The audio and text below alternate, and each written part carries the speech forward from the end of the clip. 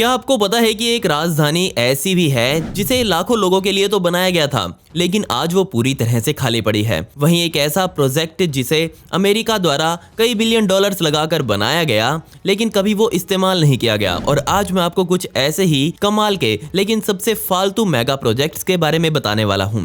लेकिन आप प्लीज इस वीडियो को एक लाइक दे दे और कमेंट्स में पिक में लिख दे, ताकि कल की वीडियो में मैं आपको शाउट आउट दे दूं। इंटरस्टेट S3 हवाई। सबसे पहली शुरुआत करते हैं एक कमाल के हाईवे की, जो कि अलोहा स्टेट में बना हुआ है। 26 किलोमीटर लंबा S3 पास दुनिया की कुछ सबसे कमाल के लैंडस्केप से गुजरता है। जी हाँ, इसके आसपास के सीन इतने कमाल के हैं कि उन्हें देखने के लिए यहाँ रुकने वाले लोगों की वजह से कई बार यहाँ जाम लग जाता है। लेकिन जितना कमाल का ये हाईवे है, पर उतना ही विवादों में भी घिरा हुआ है। इसे सबसे पहले सन 1960 में प्रपोज किया गया था, लेकिन जैसे ही इसका विचार दुनिया के सामने आया, तुरंत पर्यावरण के लिए लड़ने वाले लोग उठकर सामने आ गए। साथ ही वो लोग भी यहाँ बोलने लग गए जो इस हाईवे वाली जगह पर लोकल रहा करते थे, जिस वजह से इस पूरे हाईवे को बनाने का प्लान तकरीबन 26 साल बाद यानी कि सन 1986 में स्टार्ट किया गया, जब पर्यावरण वाली सारी समस्याएं दूर हो गई और फाइनली हाईवे को बनाने की कंस्ट्रक्शन शुरू की गई। तकरीबन 10 साल के बाद यानी कि सन 1997 में ये हाईवे बनकर तैयार हुआ। वैसे तो इस हाईवे को पूरी दुनिया में इंजीनियरिंग का एक बेमिसाल नमूना माना जाता है, क्योंकि इसे बनाना सच में बहुत मुश्किल काम था। दशकों का इंतजार, रूट चेंजेस और कमाल की टेक्नोलॉजीज का इस्तेमाल करके भी इस हाईवे को बनाने में कुल 1.3 बिलियन डॉलर्स का खर्च आया।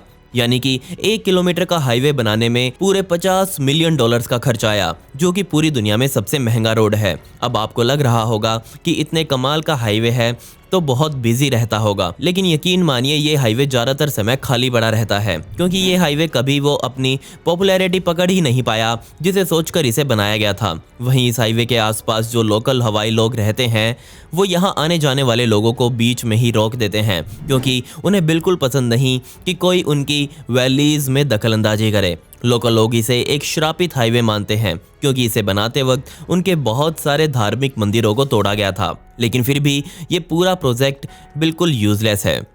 सिउडाड रियल सेंट्रल एयरपोर्ट, स्पेन। जब भी यूरोप की बात चलती है तो सबसे पहले घूमने जाने के लिए स्पेन का नाम लोग लेते हैं, और घूमने आने वालों की बढ़ती भीड़ को देखते हुए सिउडाड रियल सेंट्रल एयरपोर्ट का आइडिया लोगों के दिमाग में आया। बिल्कुल मौके की लोकेशन को देखते हुए इस एयरपोर्ट को डिजाइन किया गया, जबकि सभी को पता था कि लोग कुछ भी हो जाए मैड्रिड में बने हुए मेन एयरपोर्ट का ही इस्तेमाल करेंगे। कमाल की बात यह है कि ये एयरपोर्ट अपने अंदर यूरोप के 2 सबसे बड़े रनवेज को समेट कर रखता है और तकरीबन 20 लाख पैसेंजर्स को हर साल संभाल सकता है, जबकि मैड्रिड वाला एयरपोर्ट हर साल 7 करोड़ लोगों को संभालता है। जब इसे तैयार किया गया तब इसे और बड़ा करने के भी प्लान सामने रखे जा चुके थे। सन 2009 में ये एयरपोर्ट बनकर तैयार हुआ और इसे बनाने में कुल 1.4 बिलियन डॉलर्स का खर्चा आया। लेकिन ये सारे प्लान्स 2012 में धरे के धरे रह गए, क्योंकि जिस कंपनी ने इसे बनाया था वो कंपनी कंगाल हो गई और उसने बैंकरप्सी दाखिल करी। इस एयरपोर्ट के साथ दिक्कतें इसकी लोकेशन के साथ ही शुरू हुई। बेशक इसका नाम तो सेंट्रल एयरपोर्ट था, लेकिन ये कहीं से भी नक्शे में सेंट्रल नहीं था, क्योंकि मैड्रिड जो स्पेन का सबसे मुख्य घूमने वाला शहर है, वो यहाँ से 200 किलोमीटर दूर है। अब अगर आपको भी स्पेन घूमना हो तो सीधी सी बात है कि आप भी मैड्रिड वाले एयरपोर्ट पर ही उतरेंगे। क्यों आप 200 किलोमीटर की टैक्सी करके अपना टाइम वेस्ट करके वहां जाएंगे? इसके अलावा ज़्यादा फ्लाइट कंपनीज भी मैड्रिड को ही प्रेफर कर रही थी। इसका मतलब ये हुआ कि शुरू होने के सिर्फ 1 साल बाद ही इस एयरपोर्ट को एक छोटी हवाई पट्टी के तौर पर इस्तेमाल किया जाने लगा। 3 साल बीतते बीतते इस एयरपोर्ट पर 350 मिलियन डॉलर्स का कर्जा हो गया।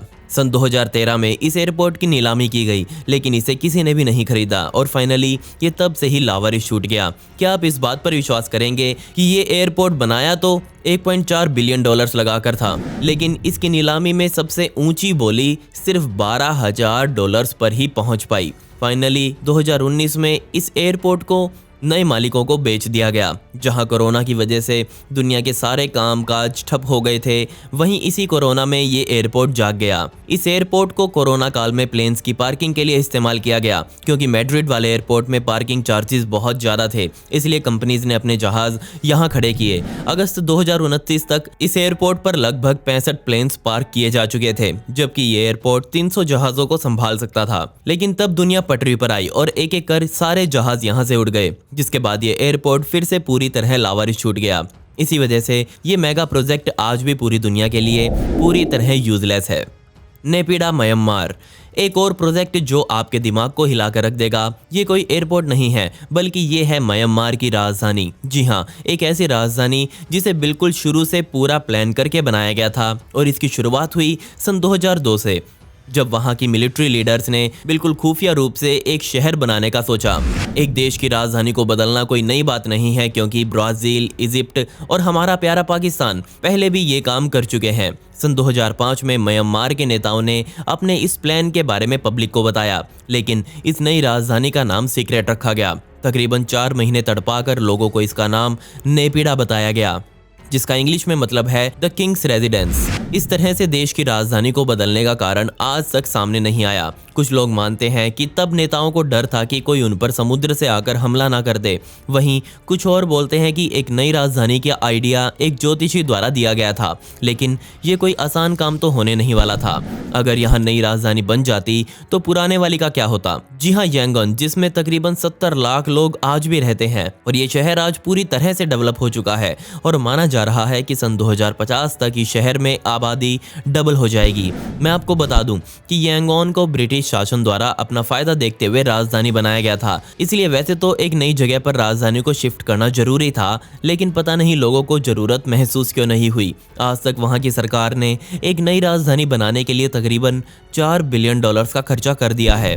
वैसे देखा जाए तो नेपिडा के पास भी वहां पर लोगों को रखने के लिए सब कुछ है, जैसे कि एक 20 लेन वाला मुख्य highway, 120 hotels, golf courses, museums और यहाँ तक कि एक 99 मीटर ऊंचा वो फेमस लैंडमार्क जो यांगन में बना हुआ है, उसे भी यहाँ बना दिया गया है। लेकिन एक चीज़ है जिसकी यहाँ सबसे ज़्यादा ज़रूरत है, लेकिन वो यहाँ मौजूद नहीं है, और वो है इंसानों की आबादी।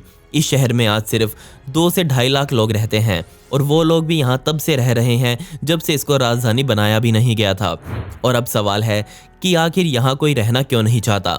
सबसे पहले तो जवाब है कि यहाँ हॉस्पिटल्स बहुत कम हैं और यहाँ पर एजुकेशनल इंस्टीट्यूट्स भी कुछ खास मात्रा में मौजूद नहीं हैं। इसके अलावा ना ही यहाँ पर इकोनॉमिक ऑप्शंस लोगों के पास हैं, इसलिए लोग यहाँ रहने के बारे में सोच भी नहीं सकते। आज पूरी दुनिया में नेपिडा एक भूतिया शहर के तौर पर जानी जाती है। ये 20 लेन हाईवे पूरी तरह से वीरान पड़ा है। पूरे दिन में एक आधी गाड़ी ही यहाँ से मुश्किल से गुजरती हुई दिखाई देती है। इस शहर का अपना खुद का एयरपोर्ट भी है, जो एक समय पर तकरीबन 35 लाख लोगों को संभाल सकता है, लेकिन आज यहाँ पर रोज 1 दर्जन भर भी लोग नहीं आते।